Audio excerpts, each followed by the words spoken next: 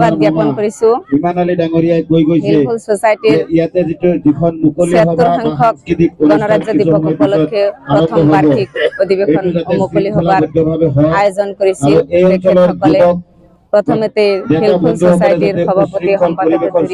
সদস্যবৃন্দ মই আন্তৰিক অভিনন্দন ধন্যবাদ জ্ঞাপন কৰিছো লগতে গণৰাজ্য দিৱসৰ শুভেচ্ছা জ্ঞাপন কৰিছো হিলফুল সোসাইটিৰ আমি সকলোৱে মিলি আজি আমাক ইয়াত বিশিষ্ট অতিথি হিচাপে আমন্ত্ৰণ কৰি আনিছিল আৰু তেখেতসকলৰ আজিৰ যি মুকলি সভা আছিল সেই সভাত আহি খুবেই আনন্দ উপভোগ কৰিছো কাৰণ বিশিষ্ট সমাজকৰ্মী জ্যোতিগাঁও মেডিকেল কলেজৰ ওচৰতে আমাৰ দক্ষিণ ধানবান্ধা অঞ্চল মাজত আমাৰ এটা নদী আছে নদীৰ কাৰণে আমাৰ যাতায়াত ব্যৱস্থা ইমান আলফুলীয়া নহয় গতিকে যদিও ইয়াতে অলপ ব্যাঘাত আছে তথাপি আমি যিমান পাৰো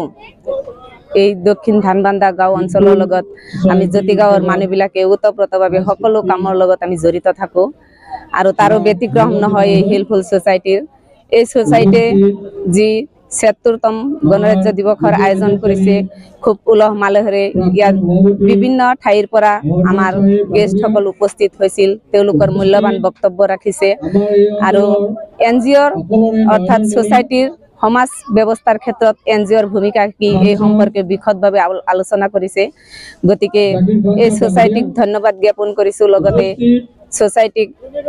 অনাগত দিনত আৰু ভাল ভাল কাম কৰি আমাৰ সমাজত মাজত বিয়পি পৰক সমাজৰ হকে কাম কৰক আমাৰ যুৱকসকলক ভাল কামত নিয়োগ কৰক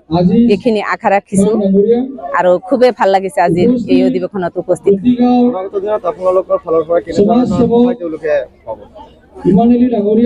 অনাগত দিনত মানে এতিয়া আমাৰ লগত পুৰা যোগাযোগ আছে তেখেতসকলৰ লগত আৰু আমি জীয়াই থকালৈকে এই সোসাইটিৰ লগত আমি ওতপ্ৰোতভাৱে জড়িত থাকিম মানসিক শাৰীৰিক অৰ্থনৈতিক ক্ষেত্ৰত সকলো প্ৰকাৰে আৰু যিমান সামাজিক সমস্যা আছে সকলো ক্ষেত্ৰতে তেখেতসকলৰ লগত আমি জড়িত থাকিম আৰু তেখেতসকলক মই সহায় কৰি যাম এইখিনি আশা ৰাখিছো মই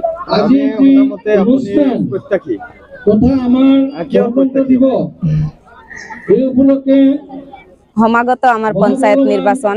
গতিকে মই ১০ নং জনীয়া জিলা পৰিষদৰ সদস্য পদত মই ভাৰতীয় জাতীয় কংগ্ৰেছ দলৰ পৰা মই টিকট প্ৰত্যাশী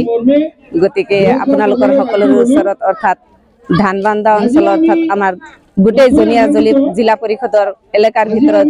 যিসকল সন্মানীয় ব্যক্তি আছে সকলোৰ ওচৰত মই দোৱা বিচাৰিছো সকলোৱে মোক দোৱা কৰিব আশীৰ্বাদ কৰিব মৰম জনাব এইখিনি আশা ৰাখিছো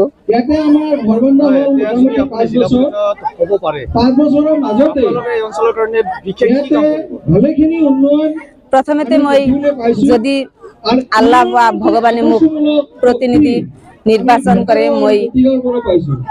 ধানবান্ধা অঞ্চলৰ লগত আমাৰ জ্যোতিগাঁৱৰ যি দূৰ সম্পৰ্ক আছে আমাৰ ৰাস্তা ঘাটৰ ক্ষেত্ৰত আমাৰ মাজত এখন নদী আছে আৰু এই নদীখনৰ যোৱা ৫ বছৰ আগতে আমাৰ প্ৰাক্তন সাংসদ আব্দুল খালেক ছাৰে তেখেতৰ ধনৰ এটুকুৰা ধন আগবঢ়াইছিল আমাক সেইকাৰণে আমি এটা দলঙৰ তাতে খুঁটি পুতিছিলো আৰু ভালেখিনি কাম হৈছে যদিও আমাৰ দলং কমপ্লিট হোৱা নাই গতিকে মই যদি নিৰ্বাচন হওঁ ৰাইজে যদি মোক আশীৰ্বাদ কৰে মই এই দলংখিনি কমপ্লিট কৰাৰ কাৰণে চেষ্টা কৰিম মই যিহেতু জিলা পৰিষদৰ প্ৰাৰ্থী হ'ম মোৰ দ্বাৰাই এইখিনি কাম সম্ভৱ নহ'ব তথাপিও মই লগত থাকি আমাৰ বৰপেটাৰ MLA আছে আমাৰ জনিয়াৰ MLA আছে আৰু আমাৰ MP মহোদয় আছে তেখেতসকলৰ লগত আলোচনা কৰি এই ডাঙৰ সমস্যা সমাধান কৰাৰ কাৰণে মই চেষ্টা কৰিম